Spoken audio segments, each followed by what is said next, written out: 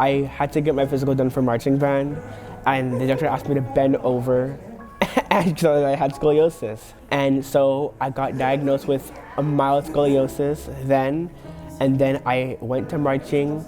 I did a bunch of slides.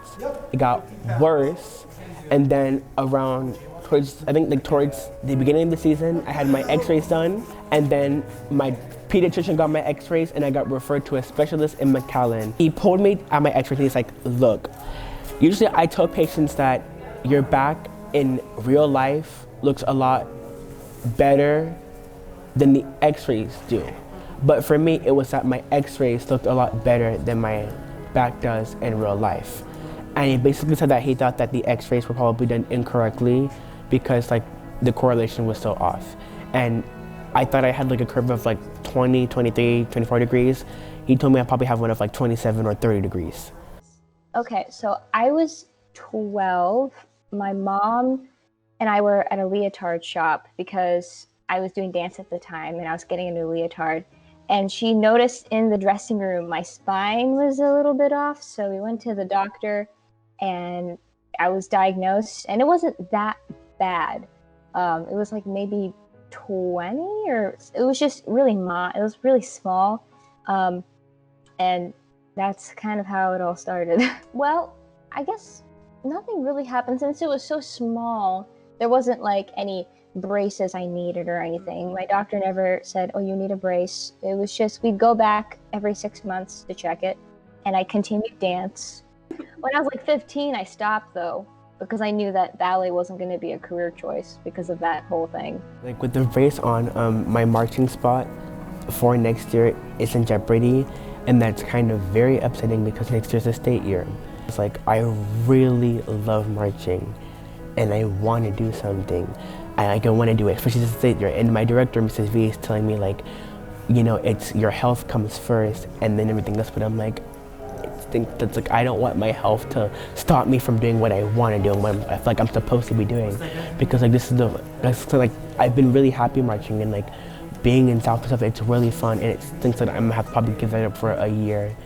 My mom wanted me to be a dancer, and I wanted to be a dancer, and seeing all my friends go into that path for career now, because we're all older, it was hard for me to just suddenly quit because my body wasn't used to it either.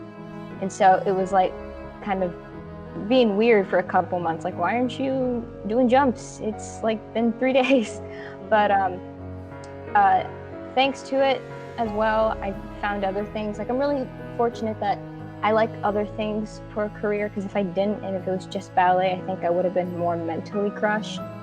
But I like to live my ballet dreams through my friends, so I'm thankful for that. When it gets to a point where it's really serious, especially with like my back brace on and stuff, it gets like really isolating, and it's like you can't do a lot of things, and you can't like go places with your friends and stuff, because it's like, oh, I have to wear this thing for like 20 hours a day. And that's why people recommend support groups for this type of thing, because it can get kind of lonely and isolating and stuff.